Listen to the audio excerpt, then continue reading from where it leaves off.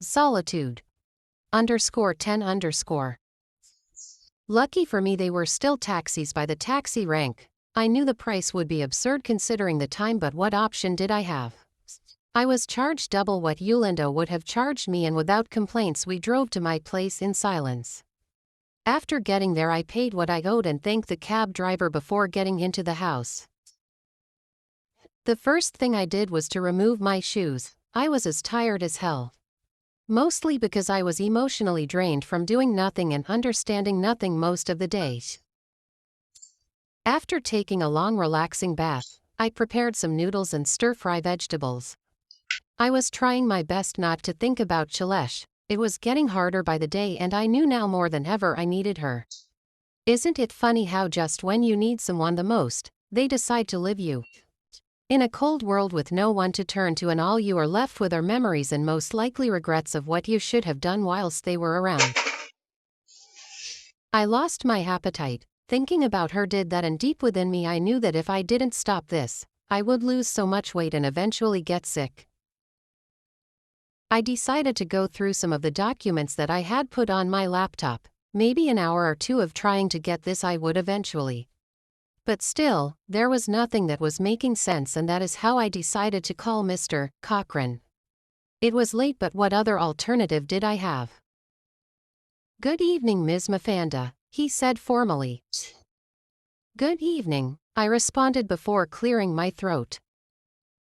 "You are calling me after working hours," he accused. "I am sorry, but I didn't have much choice," I responded, genuinely sorry. "It's fine, just don't make it a habit," he said.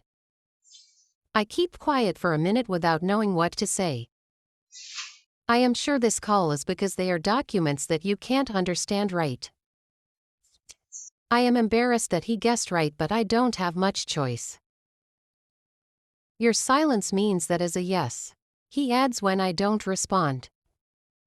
"You are right," I say. "Ms. Mafanda, I really want to help you. But I have a job. You are not my only client, and my contract to you doesn't say that I should be at your service 24/7. How about we revise that contract?" I say quickly without thinking. "Excuse me. Meet me in my office tomorrow at 8 o'clock hours. We can go through the contract." I don't give him the chance to respond as I cut the line. For the first time since the passing of Shailesh I can see some light, and I don't doubt that Mr. Cochran won't turn down my proposal. Besides, I looked at what I own and how much it's worth. I can pay him any amount he will ask for. Tuesday morning. I wake up feeling really refreshed. I even managed to have some cereal for breakfast, and I hum along to Emily Sandé's Beneath You Are Beautiful. The Yolanda driver I requested for is at my gate on time, and I am excited for the day ahead. By 7:45 hours I am in the office, and I have called a mechanic to look at my vehicle. Also, I make a mental note to talk to the security guard concerning the safety of my car.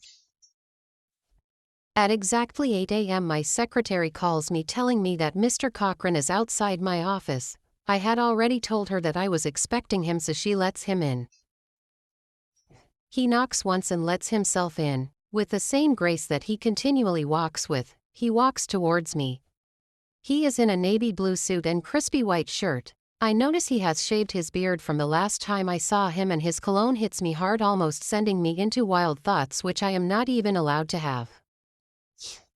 I stand to greet him, green dress hugging my figure and a mustard throw-over complementing it. "Good morning, Mr. Cochran," I say, extending my hand. "Good morning, Ms. Mafanda," he says, opening the only button that was tied on his jacket without shaking my hand. "Please take a seat," I say, ignoring his rudeness. And he does. A few seconds later my secretary walks in carrying a tray of biscuits and coffee. "Thank you, Emmeline," I say with a smile, which she returns. After Emmeline walks out I pour us some coffee. I wait for Mr. Cochran to get his cup, but he doesn't, so I pick up mine. One of the things that Shailesh taught me is never to allow how people perceive life or how they treat you to be the reason you treat them the same. Without wasting much of your time, I will get right into it. I begin after putting down my cup. You are incompetent, he says, looking me in the eyes. He says it unapologetically. I have never done this before. You do realize there are people who are waiting for this company to fall to its ruins, right? It won't, I say confidently. He laughs, not a humorous laughter but one of mockery. What makes you so sure? Because you won't allow it. Excuse me. You are not going to allow this company to fall to its ruins because not only are you going to be my lawyer but my advisor as well. This time he looks at me intently. I stand up, giving him a paper with some figures as I stand against the window, giving him my back. What is this? He asks. What I am going to pay you for doing this. There is silence in the room. You are joking, right? I laugh. Am not. He keeps quiet again. I can see the hunger in your eyes. You want a breakthrough.